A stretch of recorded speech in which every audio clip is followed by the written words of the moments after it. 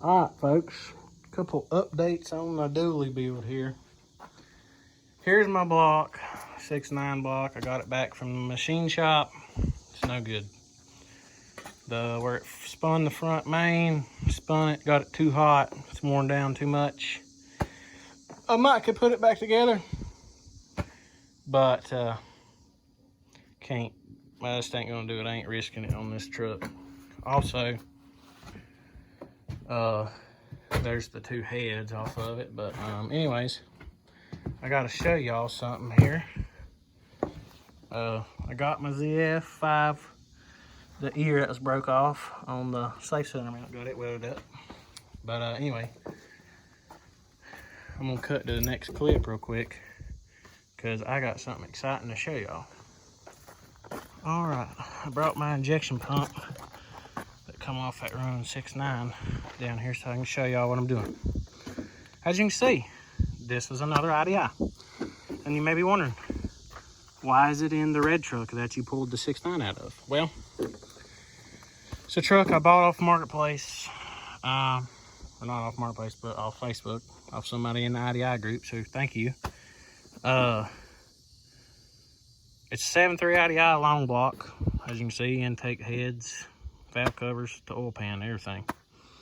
Complete engine, all but the injection pump and the front accessories. It didn't have no flywheel or nothing like that on it, but the fact that it didn't have no front accessories was very nice, because as you can see, I have taken the timing cover off, which all you have to do that, you have to have the water pump off, and all you got to do is pull that front harmonic balancer off and the couple 7/16 bolts that hold it in. Prise on it a little bit, it'll come right off.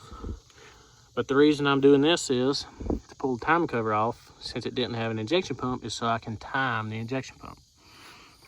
As you can see, I got these timing dots on the crank and the cam lined up, and all you got to do, to my knowledge, if I'm wrong, correct me, is line up the same corresponding letter, which is a Y on that gear, to the corresponding letter on the injection pump.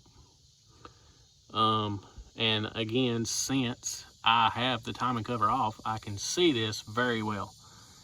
If the timing cover wasn't on, I'd have to use mirrors, have to make sure I was at top dead center on number 1 to get all this right,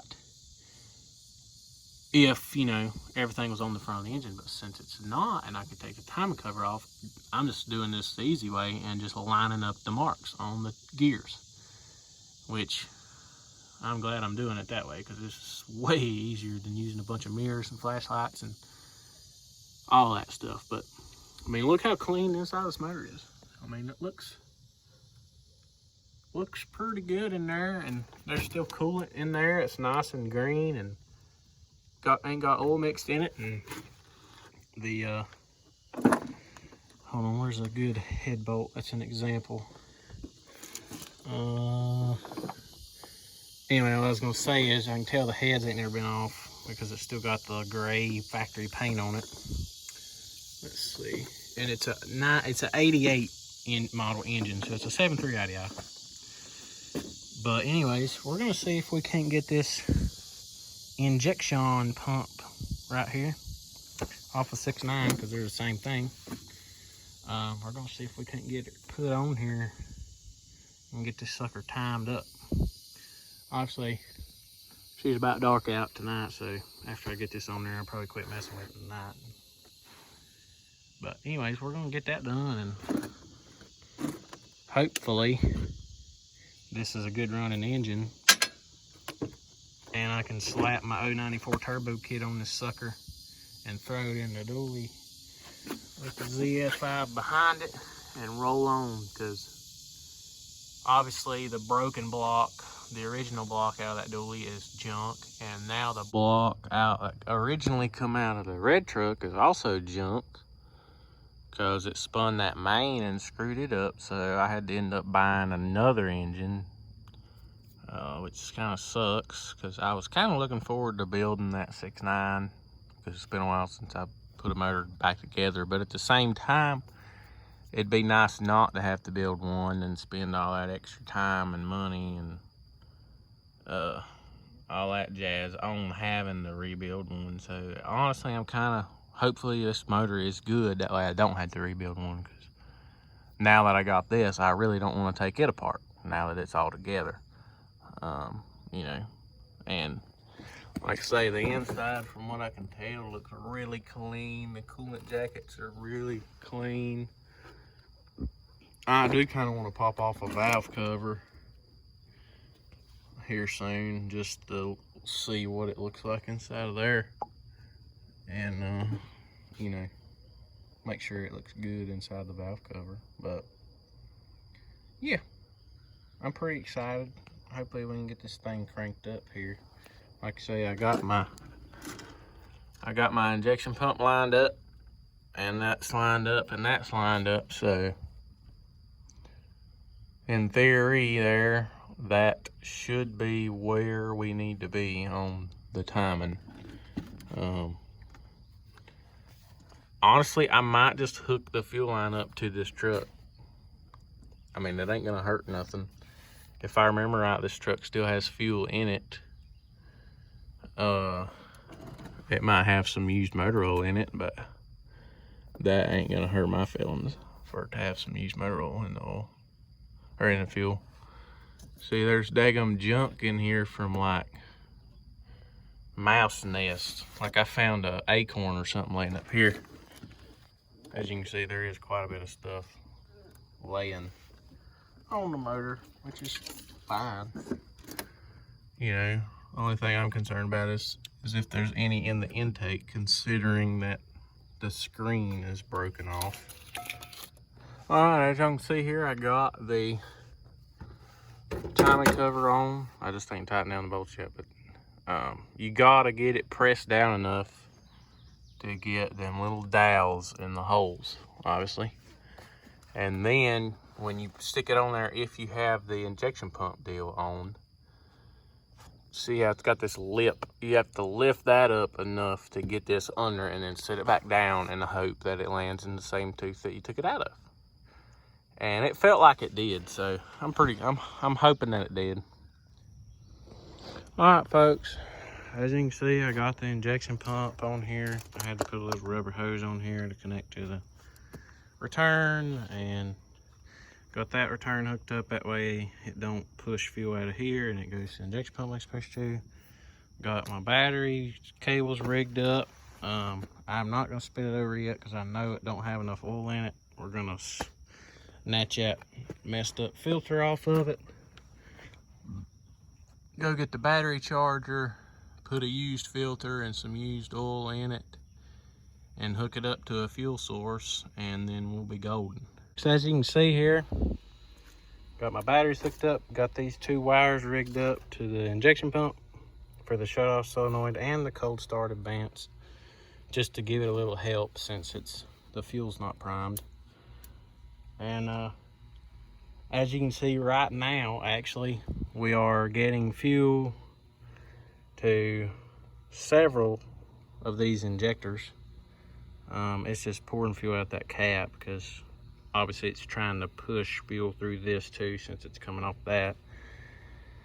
So I might tighten down that cap and do that deal, but I got a feeling that she's gonna crank up for us here shortly. I'm letting this battery get charged up some, and then we'll cinch down some more of these injection lines, and hopefully we can get her to bust.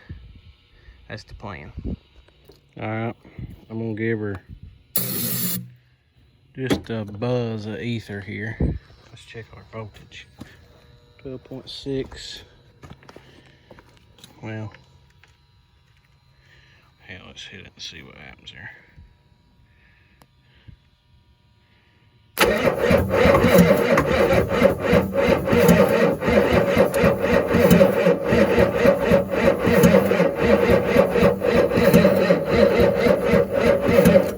Damn ether locking is what's happening on it. Need to lay off the ether for a minute, I guess. Let that charge that battery up to at least 13 volts. But we got fuel out of all these on this side, and we're starting to get some there. We had some out of this one, so we're waiting on those two.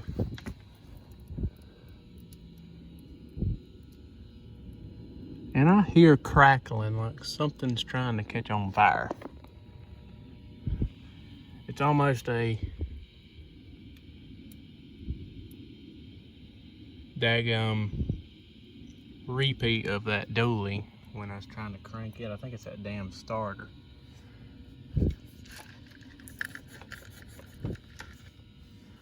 Damn thing gets way too hot. Might go get a fire extinguisher or something, spray on that son of a gun. This next clip is a little later in the evening after I bought a new starter after the original caught on fire. And this was filmed by my oldest brother, Joshua. You ready? Get more.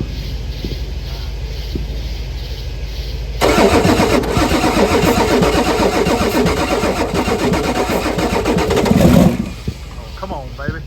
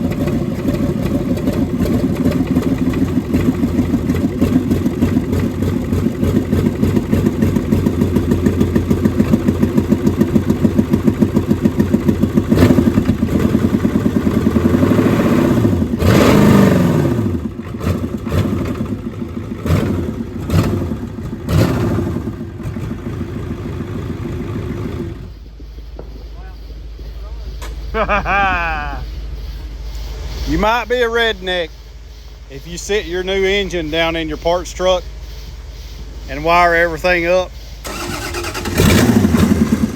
just to see if it runs before you put it in your build. Little bro making me proud.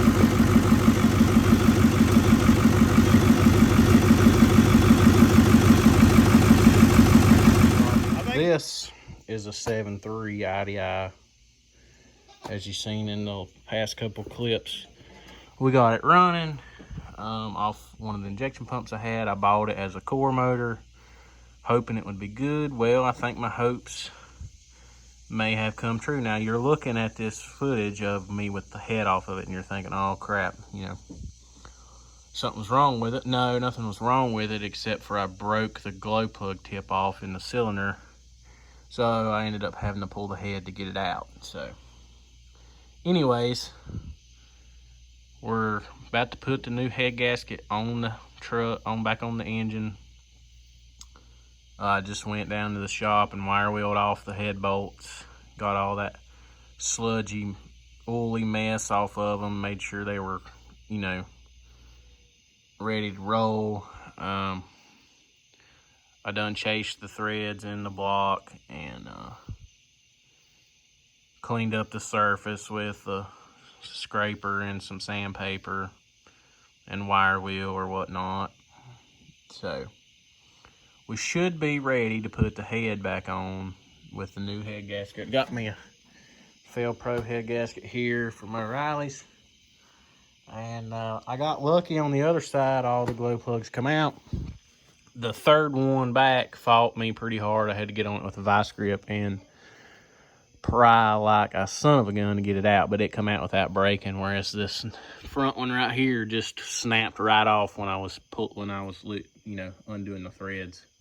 It didn't even offer to like be stubborn. I was just turning it with a ratchet and it went and broke off in there. So, and I fished and fished and fished in there with a magnet trying to get it out, but it just didn't work because it had fell past the pre-cup, the pre-chamber into the cylinder, and I couldn't get into the cylinder from the pre-chamber because that's so small a hole. I did not have a magnet small enough to do that, so I just pulled the head off for some peace of mind, you know, to know that it was out of there. And I was kind of curious as to what the cylinder walls in this engine look like, and as you can tell, they're pretty good. I mean, there's a little bit of a ring ridge, but what do you expect? It's a used engine, so with who knows how many miles is on it. But all right, folks, as y'all can hear, the rain on the roof. It's been raining for the past hour, but we got our glorious 7.3 IDI on the cherry picker here in the barn. I've put the valley pan. I had to take the head off, as y'all seen, to put the head gasket on because the glow plug tip broke off in there. So I put a new head gasket on it, put the head back on, got it torqued down. Sealed up the valley pan with the gray Permatex best I could. Put the valley pan on and put the intake on. Torqued it down. And I got the injection pump back on. Lined it up with the timing marks, with the timing cover again. Put new timing cover gaskets on. A new water pump gasket on this water pump. That's good. Some people might say, oh, you're stupid for reusing a water pump. But hey, I know that was a good water pump. And it don't sound bad, so I'm reusing it. But put a new front main in it. Put a new rear main in it with this gasket that goes there. And yeah, we're getting there. I'm about to put the oil pan back on. That way, because this is it ain't a janky cherry picker. I mean, it's a decent cherry picker, but I don't trust it overnight holding this thing up, because I know if it fell, it'd crush the oil pickup tube and everything else. So we're gonna slap the oil pan on it quick and then lower it down into that tire where it can sit there all night. And then in the morning, because like I say, it's raining, so it's real humid, so I ain't gonna paint it right now, but in the morning, if the sun's out and it dries off a little, I'll throw a coat of paint on this sucker, have her looking nice and new. I'm pretty confident in this motor. She's pretty clean on the inside, so hopefully she's a good one, which I think it is. I got faith in her.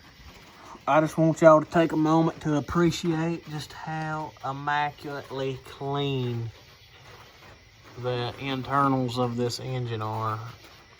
I mean, she's so shiny in here, I don't know what to do with myself, if I'm being honest. I mean, my lord. But anyways, gonna put the oil pan back on her and call her good. Also, on this head, which was the one I had to take off, somebody had broke off 3 exhaust manifold bolts in this sucker. I got one out with a pair of vice grips, and the other 2 were broke off flush, and I tried to easy out. It was these 2 right here. Tried to easy out, didn't work, broke the easy out off in it, and I couldn't get it for the life of me, so I just drilled them both out and re-tapped them. So hopefully that'll be good. The holes ain't exactly perfectly center where they should be, but they're as deep as they should be, because I still hit the back of the original hole and just re-tapped it. So if nothing else, I'll waller out that bolt hole just a tad on the manifold and where the bolt can start, and then we'll be good. So yeah, pretty good shape there. I think, like I say, I think this will be a good motor for us here. Hopefully, anyways, I'm ready for it. Oh, and while I had the injection pump off, since this is a 6.9 pump, as you can tell by the cover here, it don't have the filler neck right there coming off the front at an angle. It's got the one that bolts on the front. It's 6.9 pump off the original motor out of that dually. So I just, and it's got a reman sticker on it, which is good. And I know it works because the engine ran. But anyways, since I had it off, it was the easiest time to do it. I just took that little inspection plate off there and turn the fuel up all the way. I just maxed it out. So she'll have plenty of fuel, hopefully, going to the injectors on this sucker. And like I say, hopefully we'll be ready to roll with this motor. I'm really hoping this motor is going to be a good one, which I think it will be, but obviously I still have some doubts. But I'm ready to see it drive. I'm ready to drive that sucker.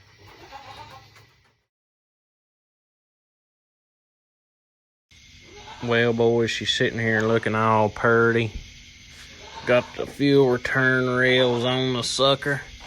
The turbo drain pedestal on there. Well, just realized I'm gonna have to get a new stud there for the flange, but I gotta go to the hardware anyway to get a couple bolts, so no big deal. I'll just grab them on there and get some engine oil and everything else at the same time while I'm gone. So this will probably be about as far as I get tonight, which is pretty far, honestly. Got the brothers in the 150 with the IDI on there. Hell yeah. We got the transmission transfer case in the bucket of the backhoe, and it's all down there. Yeah. In at the same time. You have to lift that up a little too.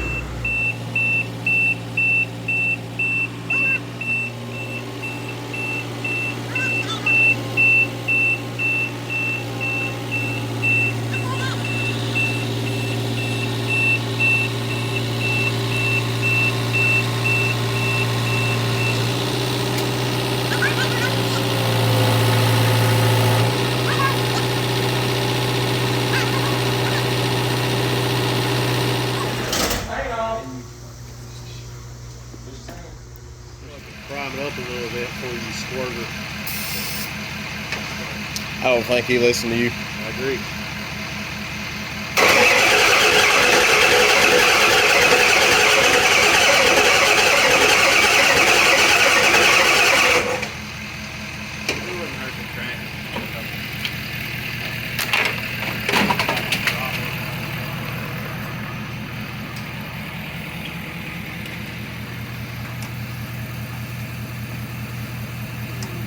Take a deep breath. What's Well, that? push some fuel out the back on the right. Probably the return. How bad? You ready again? What do you mean the return? What's back there? Huh? It's on the back on the return on that side. You sure it's fuel? No. It is wet over here on the rail. Where at? Right here on the frame rail. It may just be, I don't know if it's from where that right there. Yeah, it could have been. It might be from where that squirted out. Just running down the frame right there. Coming out of the valley. Maybe. Look right there on the fender or on the frame. You'll see that talking about where it's wet. Hey Pedro, take it easy on your paint job for that.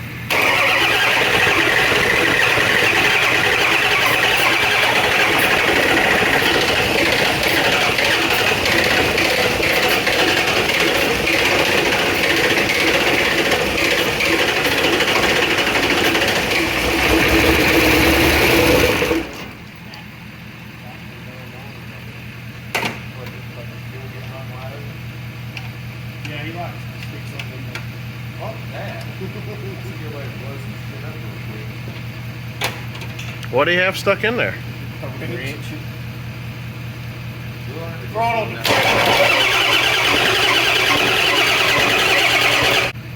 I already see that problem. What? About every injector's shooting out fuel from where the injector goes in the head. Just spray it a little easier. You'll see what I'm talking about. Give me some throttle. Let's go.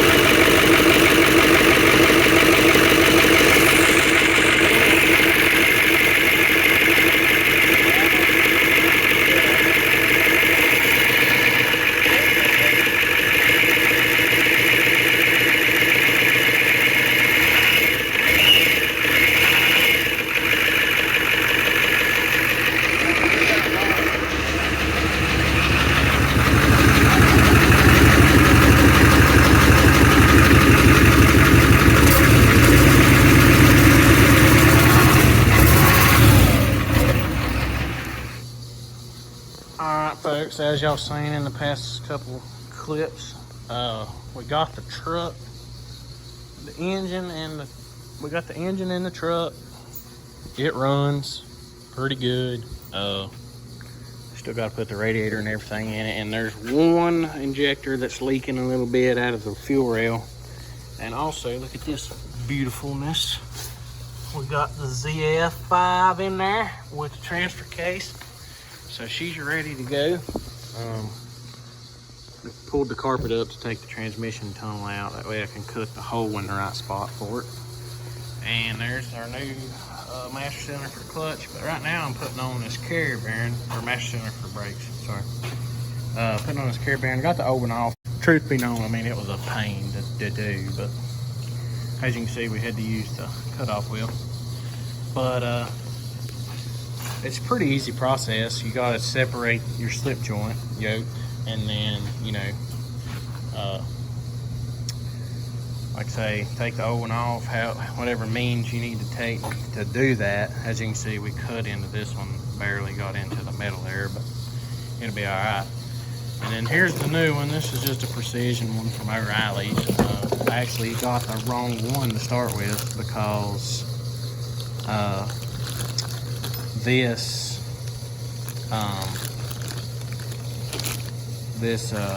there's two different sizes for these trucks. There's the inside bearing diameter. This is a 1.3 something, and then there's a 1.5 something inside diameter bearing. Like I say, this one's 1.3. Your truck might be different. This is the 86 model truck. Maybe the OBSs have the bigger ones. I ain't sure. Maybe it's a manual transmission versus automatic thing. I ain't sure, but either way, just whatever your truck has is what you need to get. Shoot, there went that little metal ring. Anyways, we're gonna get this sucker on here and hopefully put the drive shaft in it. And I'm about to go to Oreillys to get a slave cylinder to put it on the truck so we can use our clutch. And then, in theory, we can drive it up to the house. So that'll be good. All right, folks, we got our carrier bearing pressed on there until it bottomed out. If y'all have done anything like that before, you know when it bottoms out, because the sound changes, because it turns into a solid sound instead of a kind of a pinging sound, if that makes any sense. Anyways, got it on there. Put the keeper race on there as well. And from the research I was doing, a lot of the videos it does not have this type of the seal on the front. It's got the lip kind of seal, and then it's got them little metal flanges you can put on either side. Well, this one is similar on the back.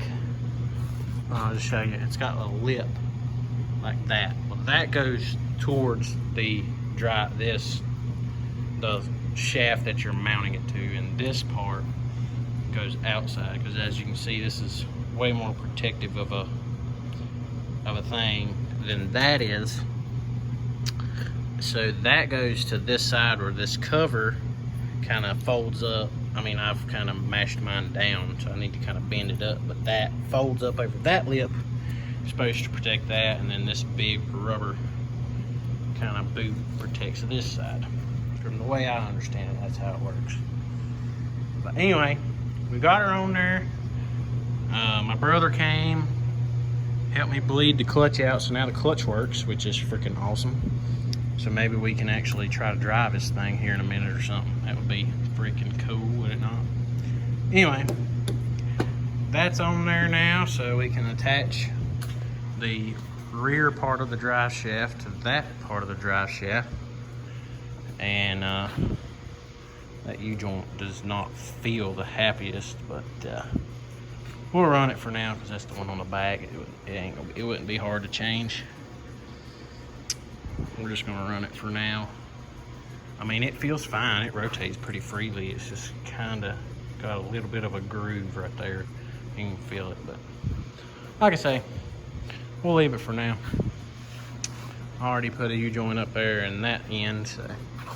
Anyways, might go ahead and put the drive shaft in this sucker. Alright folks, as you can see, we're under the truck here. Got the carrier buried in, looking all nice and fresh, along with our freshly painted rear axle.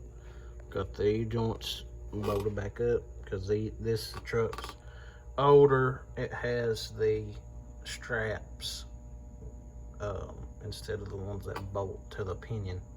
It's got the little straps with the 1/2-inch bolts on the back, or nuts on the back. And now I'm trying to figure out the linkage for the transfer case. Since this transfer case came off that C6, this transmission was out of F Super Duty. It's a S, whatever it is, a S547 instead of 42. At least I think it's 47, or does it say 42? I don't know. Come on. Anyways, so it did not have a transfer case on it, so we gotta figure out how to do our linkage. Now, where is that? I was gonna show you. Oh yeah, right here is the whoops. Right here. Come on. Okay, is the shifter. Sorry for this squeaky creeper here. It originally went this way and mounted on the C6 like that.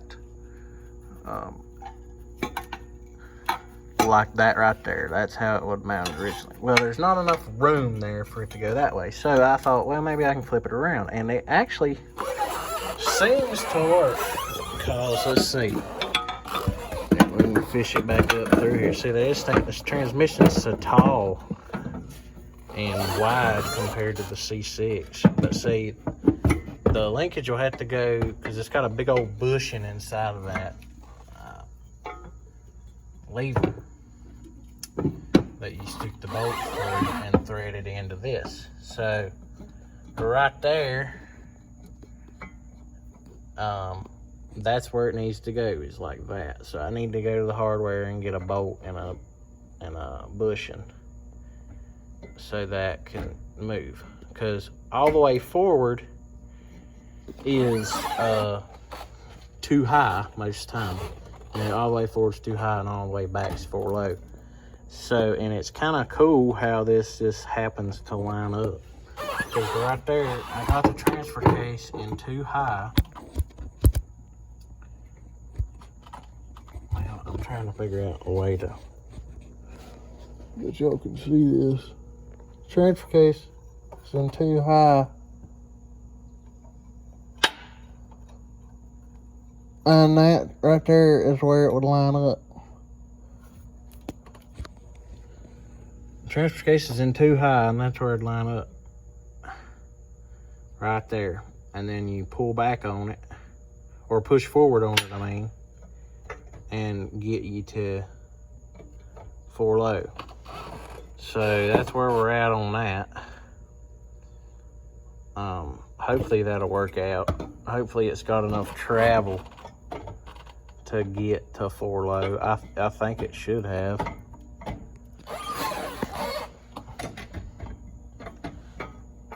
Like I say, it should have. And if we need to modify it up top, we can do that too. It's not a big deal. Just as long as the geometry is right to push the linkage in the right spot is all we're after here. So yeah, let's get to it, I guess. I mean, honestly, I might cut this shifter right here at that joint, or bend it the other way or something, because I can already tell that's gonna want to hit the dash when you try to put it in 4 low.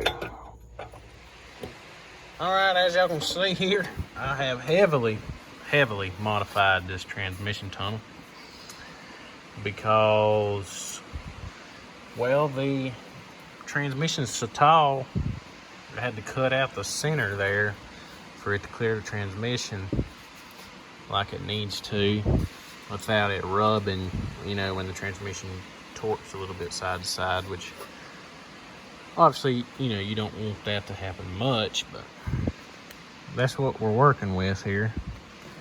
And I got my 4-wheel drive shifter set up. I actually cut it short here, as y'all can see here. Had to cut it short because it was way too tall, actually, from where the original one mounted further down on the trans, and had to come up through the 4-pan more. This one, it mounts a lot higher on this ZF5 because the ZF5 is a lot taller anyway. So it's I cut it off. That way it won't interfere with the ZF5 shifter when you're actually shifting gears. Also, got the new master cylinder installed and got the brakes bled. So now the brakes work. Literally, I could drive this thing up the driveway, but it's in the middle of this Hurricane Debbie right here, right now. It's not raining that bad right now, but a little bit ago, the wind was whipping it. But anyways, or not Hurricane Debbie, Tropical Storm Debbie. But the trans, the clutch works. I hooked the throttle cable stuff up, so I can use the throttle. Put the drive shaft in like I already told you. So we're getting close here. I brought the radiator down from the house, and I had to order all new belts for this thing from Oreillys. That'll be there today. I'm gonna go get some, then I'll go to the hardware to get a couple more bolts and whatnot. So we might drive this thing out of here today. I don't know. I don't know. With it supposed to be raining, I might just leave it in here till tomorrow, since it's supposed to rain all day and all night tonight. But yeah, that's where we're at. This plug there is awful rusty. There's a little pin, 2 little pinholes there, and I don't know if that's what that hole's from, if that's a rust hole or if that's a factory hole, because it was right there under where the C6 shifter piece is on the frame. So I don't know if the shifter, that little cantilever arm, rubbed a hole in the floor. Because, I mean, it's not really rusty much else around it. This little thing, like, I don't know, because it kind of mounts in there. As you can see, we cut it off, but it kind of, you know, rotates. And I don't know if that rubbed a hole in the floor or what happened there. So I am going to at least wire wheel all this down and spray paint it to keep the rust down. Folks, just a little update here. We got a better plug in there out of my parts truck, but look at what come out of that little pocket. All that rat's nest come out from under there where that cab bolt is, cab bushing bolt. All that come out of there. So yeah, that explains why it was rusted out in there, all that rat. We got the floorboard painted, wire wheeled and painted with the new plug in there. And I've been working on this thing a lot. I got the radiator in, all the new belts on, the fan shroud. I just hadn't put the hoses on it yet. And as you can see here, we have a little blow-by creeping up because I just had it running. So I'm gonna crank it up for you here. Let y'all hear the old glorious 7.3 Turbski. It does make a little bit of clanking, which concerns me some, but overall it runs pretty smooth. Which I don't have an oil pressure gauge on it right now, so I don't know what the oil pressure is like. Hopefully it's got some. I would pray pray to God that it does. Anyway, I just made sure it was in neutral. The key's on. These are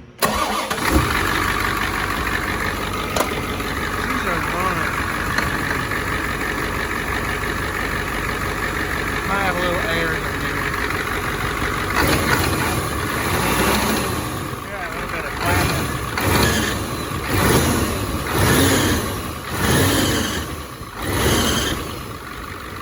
Belt squeaking or something.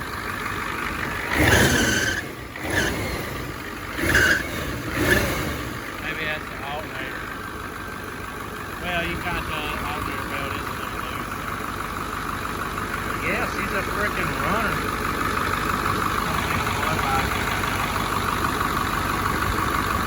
Man, that thing runs smooth. That thing ain't even wobbling or nothing. Look at that thing. Purring like a kid.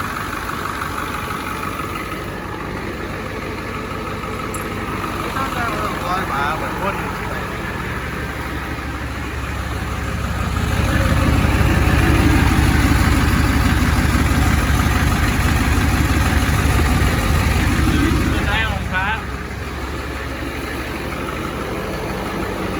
It's gotta have oil pressure to run that smooth.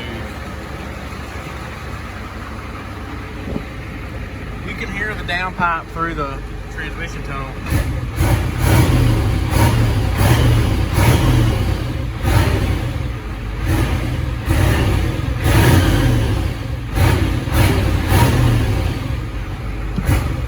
Man, that thing sounds good. Anyway, I guess. Oh yeah, the power brakes work. Like I say, the clutch works, brakes work. Man. And she shuts off with the key. How about that, folks? Pretty sweet right there. Pretty sweet. Smoking up the dadgum shop in here now. This old truck running on this old diesel fuel. All right, folks, as y'all see here, this thing has come a long way. As you can see, I got the air box on, painted it so it looks pretty. Got this upper battery cable on, but I ain't hooked it up because I ain't got the other battery hooked up and I don't want it arcing out over there. Got a brand, as you can see, I hooked up the factory air supply. Got a brand new air filter, and if you have a 93 or 94 ATS kit, or a factory turbo kit, this is the Wix part number you need for the air filter for that. So yeah, there's that. And yeah, I'm about to take this thing up the road for a minute. I'm gonna make sure all the tires has got enough air in them, make sure the coolant stopped off and the oil looks good. Like I say, we're gonna hit the road, Jack. So yeah, I'm gonna pump up the tires real fast. All right, folks, a little update on the dually here. As you can see, got the hood back on it. I actually drove it to work today, but I don't work from 5 minutes from the house because family business. But I got everything under here buttoned up, but there's still a little bit of a fuel leak I need to track down. But there's what she looks like. Got the air box in with the new air filter and the factory breather hose there. I got my nice double alt big truck style battery cable with the stud batteries. I recommend that for any of you folks that have an IDI because cranking speed is essential. And this thing amazes me. Like, I can leave it sitting for a day. Like, I let it sit all last night. I don't even have the glow plugs hooked up, but with that new starter, that direct drive starter and 2 good batteries, I mean, it just cranks. I mean, it don't instantly start on the first startup, but it's like pretty instantaneous because of the cranking speed. But anyway, as you can see, we got some new rubber on here, some 235/85 Ironmans, because the steel wheel, that one right there, they had them I'll just show you. They got like brand new tread on these suckers. I mean, I ain't gonna get rid of them tires. I mean, they're a little bit old, but they ain't really dry rotting. And those are gonna be on the inside, on the back, so it don't matter that much. And then these other Alcoas with the new tires will be on the outside. As you can see, I drove it like this today. It looks goofy, and with the steel wheels on the front. But now, oh my God, just look at it.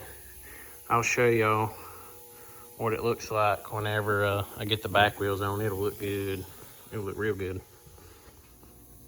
All right, are y'all ready for this?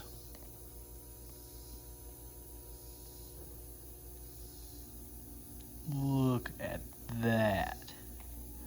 Absolute unit. Look at that thick booty.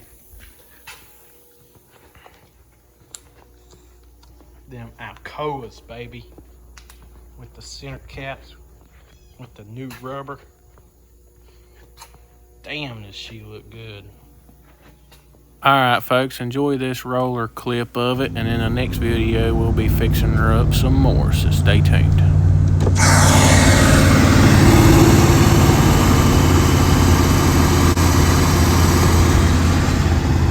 I want him to get on it.